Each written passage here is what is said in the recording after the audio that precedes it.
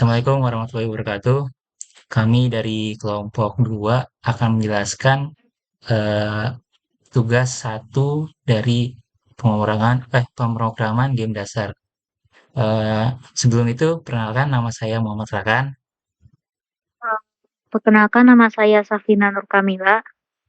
Kenalkan nama saya Ruben El Haikal. Itu semua kelompok kami. Sekarang saya akan menjelaskan dari Unity. Ini di terus dulu sebentar. Dari awal, oh ya, di share screen dulu.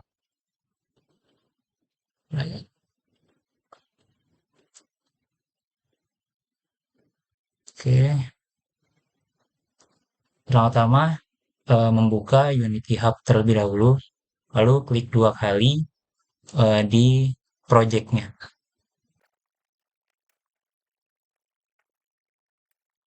lalu menunggu loading hingga terbuka. Oke, ini adalah menu tampilan eh, yang utama dari Unity Hub. Ada sampel dan ada aset. Nah, untuk membuat tugas move player yang pertama yaitu adalah membuat sebuah sampel scene yang dimana dengan cara klik kanan lalu pilih ke 2D objek, misalkan ingin memilih square, nanti akan muncul di sini. Karena saya sudah ada, saya tinggal klik ini ke bagian square. Contohnya seperti ini, sudah muncul square-nya. Lalu selanjutnya adalah menambahkan aset untuk script, ini mana klik kanan di bagian aset lalu mencet create, lalu ke si script. Itu nanti akan muncul seperti ini. Lalu setelah itu eh, klik square, dan juga aset dari script yang tadi itu di drag drop ke arah inspektor. Nanti akan muncul gerak script di sini. Nah, sebelum memasuki coding, kita akan melihat di penggunaan codingan itu dari project setting. Yang pertama ada di input manager, di mana kita akan menggunakan horizontal dan vertikal. Oke, lalu selanjutnya adalah masuk ke coding. Silakan untuk Ruben. Oke, di sini saya Ruben El Haikal akan menjelaskan apa itu voice start. Voice start digunakan hanya menggunakan kode yang akan digunakan secara sekali pakai. Yang kedua, ada void update. Void update digunakan secara terus-menerus untuk menentukan kode. Dan berikutnya ada script. Di bagian coding ini ada dua bagian yang pertama, yaitu void start dan void update. Tetapi di tugas kali ini tidak menggunakan void start namun menggunakan void update, dikarenakan akan membuat player move secara terus-menerus. Langsung saja ke void update. Void update digunakan dengan cara memasukkan variabel pertama horizontal seperti di blok di bagian horizontal, yang nantinya jika di play bisa bergerak ke kanan dan ke kiri. Lalu masukkan variabel kedua vertikal seperti di blok bagian vertikal, yang nantinya jika di play bisa bergerak ke atas dan ke bawah. Lalu langkah selanjutnya masukkan kode vektor 3 untuk mengontrol serta tambahan jalan agar kode yang digunakan dapat berjalan dengan kode di bawah. Lalu masukkan kode seperti jalan, time deadline, dan kecepatan, yang dimana seluruh kode tersebut digunakan sebagai pergerakan objek berbasis waktu sehingga pergerakan menjadi konsisten. Dan terakhir, jangan lupa tambahkan public void kecepatan untuk memunculkan kecepatan di inspektori Unity.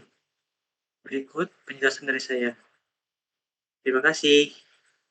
Oke, bagian selanjutnya adalah bagian inspektor yang akan dijelaskan oleh Safina. Silakan Safina. Oke, selanjutnya ada inspektor.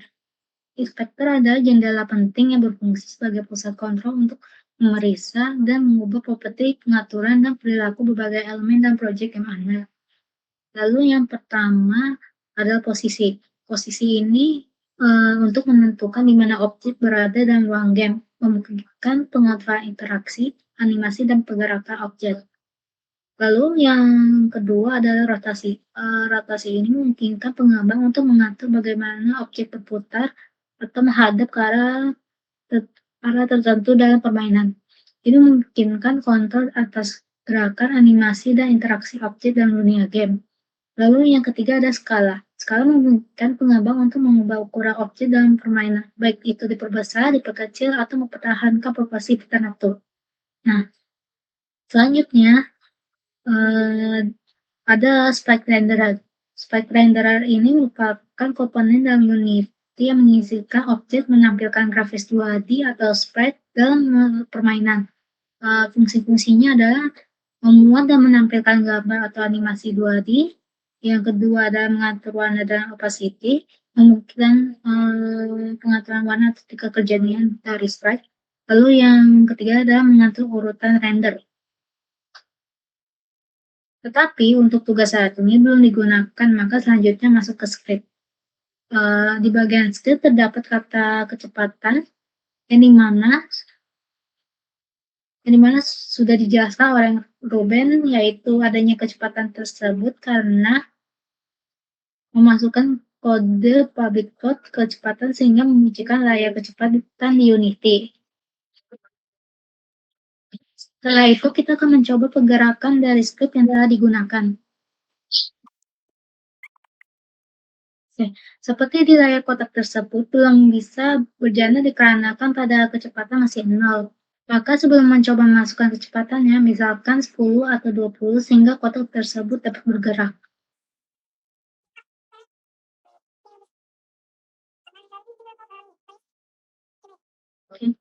Oke, itu penjelasan dari saya.